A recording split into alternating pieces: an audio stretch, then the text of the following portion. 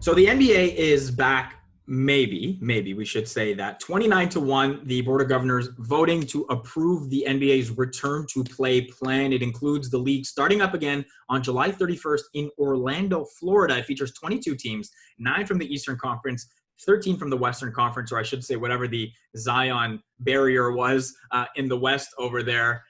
Reunited with Donnovan, Bennett, Danielle, Michaud. I'm Faizal Khamisa to talk through some of this. We should say, guys, before we get into it, all of this, of course, is health dependent. We still are unsure as to the upward trends of COVID-19 and coronavirus, especially in Orlando. Right now, the league, like most leagues planning to come back, are assuming the provisions will be okay for their players to be on the court or be on the ice or be on the field or whatever the case may be. But let's talk right now in the context of hypothetically assuming the league is coming back, and we'll get at the end to talk about whether or not they should be coming back in general. So, Donnovan, I'll start with you. Your thoughts in general about the NBA coming back and the nature of the plan itself. So, I mean, thank you, Jesus, that we may have some basketball. Like, I've been dying. Like, this little mini net behind me, I don't know if you can see it. I got one up there. I got one as well. Yeah. That's the only basketball I've seen since the beginning of March. So low quality, DJ. It's very low quality. Get back on defense, 13-month-old son. I'm just happy that we're going to be playing games. I don't care if there's fans. I don't care if there's fake crowd noise. Please give me games. However, I mean, who doesn't like an asterisk? And I don't know. There's lots of different scenarios. Like, we were having group play as one potential scenario. Just the playoffs was another scenario. I get it. Perfect is the enemy of the good. Like, we just want basketball. Who cares how it happens? I don't even know if this plan is good. More teams from one conference than the other. The schedules aren't the exact same. Like, it's just a real mess. I don't know if it's fair. Basically, it's like we need to see Zion, so figure out a way how. I'm happy that they're back, but I could see how some players are like, this is not the best way to decide who the NBA champion is. We'll talk about that in a second. I want your thoughts, though, in general first. Well, DJ, I think I could probably safely assume that Portland feels the same way as you, since apparently they were the only team to vote against this plan. And I would love to know a little bit more why. I actually don't hate this 22-team format. I also like that they kept it Eastern and Western Conference. I didn't want them to jumble it up into a group stage, because to me, that would have made this feel a little bit more gimmicky. While it would have been awesome as a fan to experience and watch that, this to me seemed like the most logical and compelling way to have a playoffs that feels as close to, I don't know, normal, is that even a word we can use anymore, as possible. I have a feeling I know why Portland might have voted against this. Their star player, Damian Lillard, said he wouldn't want to be part of this if they weren't given the full opportunity, full rest of the season to try to make the playoffs. Portland, of course, a little bit out. They would be part of the 13 Western Conference teams, but it would be a difficult task for them to get to the postseason. I wonder, Donnovan, if we'll see some players just abstain from playing, given the lack of chance of making the postseason if they're one of the further teams down in the final, I guess, 5 in the West and 1 in the East, or simply because the uncertainty of the world and maybe young families or families in general will prevent that? What would be your thoughts around players choosing not to participate, as we've seen in soccer with England in particular?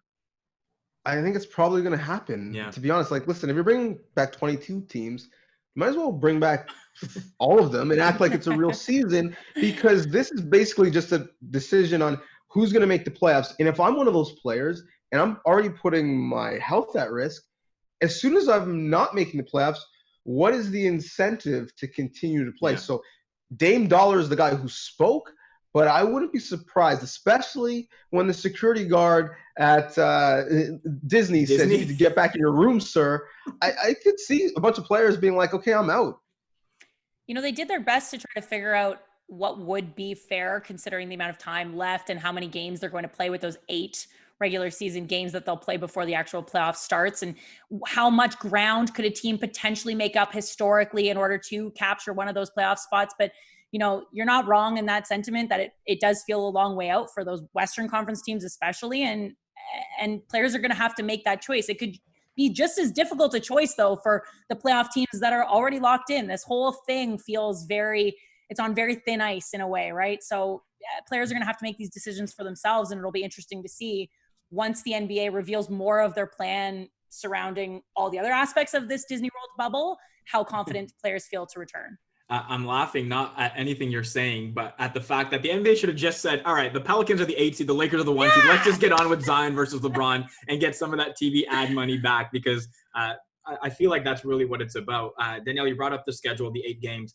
For the Raptors, this is a pretty difficult 8-game stretch, and I hate to get into the qualitative basketball analysis right now, but there's some real implications here for Toronto. They're 3 games up on the Celtics as the number 2 seed. The Celtics number 3 seed. We know who the 6th seed is, probably locked in, is going to be the Philadelphia 76ers. There's probably some big incentive for the Raptors to stay at 2. Their 8-game schedule is as follows, though, DJ. Philadelphia, Boston, Denver, LA, Memphis, Milwaukee.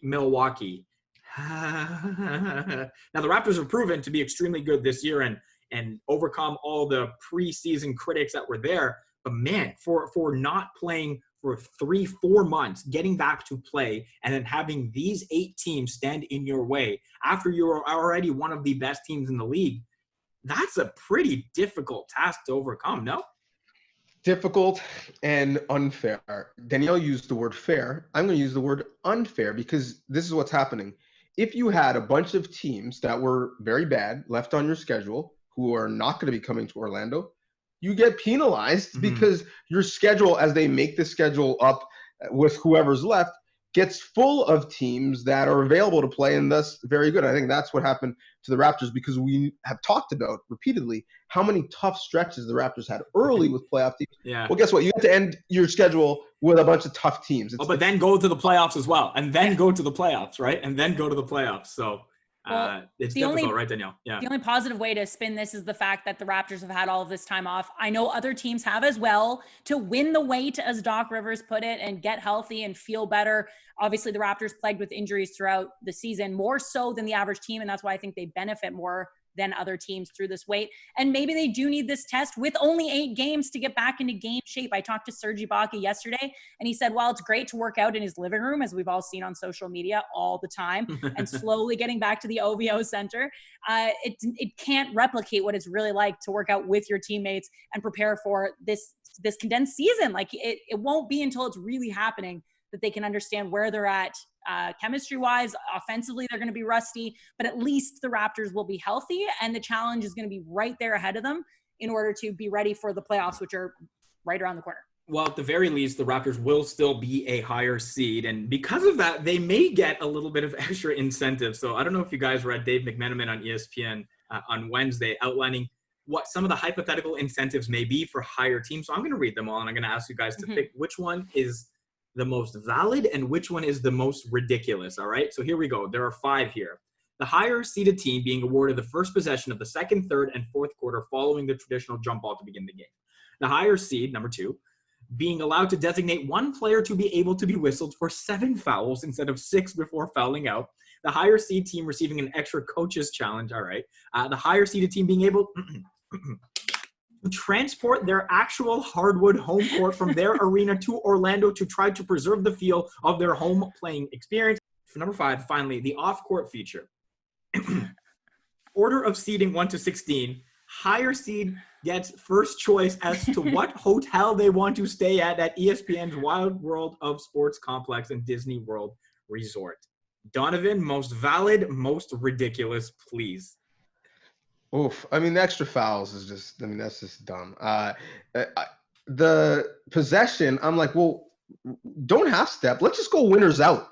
Let's just go. You score, you keep the ball. Let's go. Honestly, you want this ball back, you better be up. You better rebound. Possession is not over until you clean the glass. The hotel one is going to be really, really tricky. Like if Marriott is the corporate partner, but you're staying at the W, some people are going to be upset. Sales is going to have to make a strongly worded email. So the hotel at least one your bed will be comfortable, though. At least you get better room service. That's all I'm saying, man. That's all I'm saying. Marriott rewards. The one, I forget about the court. Can you bring your super fan? Like, can we have Drake? That's better. And can we have Drake on the sidelines? Just him wearing a mask, little OVO mask, cheering on, making the other team throw some air balls. That's the thing that I want to see. They're all absolutely ridiculous. I could not laugh. I know Dave McMenamin is a great reporter, so he's getting this from somewhere. Oh no, this is real conversation that's being had, and I'm like, this can't be serious, but okay. And to me, all of them would make it feel immensely gimmicky. But I guess if you were to say, I'm going to pick one for the Raptors, maybe the extra coaches challenge, because we know those don't always go in Nick Nurse's favor. So maybe an extra one for Nick Nurse would be a bit of an advantage. Let's go with that. And then maybe the hotel thing is great.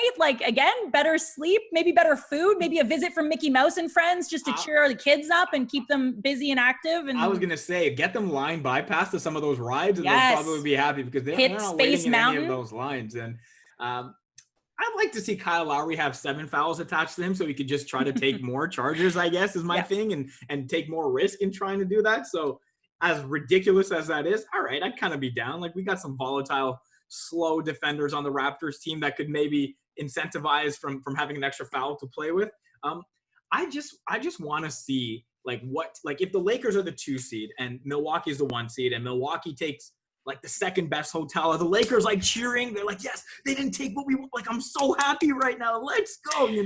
I want to know the beef in hotels and what players are affiliated with which brand, if that may associate with what team is taking what. And that draft needs to be televised. I almost want to see the draft. I almost want to see the hotel TV. Draft go down between the 16 playoff teams. And what if you're already staying at a hotel? Say you're the 8th seed or the 7th seed and you're the Nets and you make the playoffs and do you get to that? And you're staying at a different hotel and then the one you want becomes available. Are you moving everybody then to that hotel? What's going on with the logistics here? I really want to know. You got to get late checkout. You got to get late checkout and you got to move. You got to move. What if you have a game during checkout and you can't get late see, these are you the just leave your questions bags outside the door, hope that someone can grab them, move them along. Okay. I got one for you. I've had an epiphany. You get to bring your in-house DJ. People are talking about crowd noise. There you go. Let's go. Bring 4 corners. Graphics package up. Let's go. Socially distanced. He's cleaning the surfaces while he's playing. I'm just saying. I think that would make a difference. Those are the things, right? Those are the elements that make it feel like a home game. Is the hardwood? I guess the hardwood would be a big deal, but maybe it could be an easier, simpler execution, 4 corners. I don't want to plead ignorance here, so I want to talk before that. I know we had some funny, but I want to just end with a little bit of a serious note. Given the state of the world right now, for a couple different reasons, where should the priority of basketball coming back be ranking? I mean, there's a health pandemic still going on, and I know when I spoke to Michaud a couple weeks ago about this, he said, hey, the bubble might be the cleanest place of all because of the incentive the NBA has to make it what it is, but still, given the uncertainty around the pandemic in itself and where it's going to trend and if it's going to trend back upwards, Donnovan, do you feel like the priority should be on stuff like this right now? Yeah, I mean, I'll put it to you this way. I don't know if I've had a basketball thought in the last 10 days before this conversation with you guys. So it's been a nice reprieve and it's been a nice distraction. But I think where we are in the world, we need less distractions. We need a little bit more focus. Now, maybe that won't be the case in July.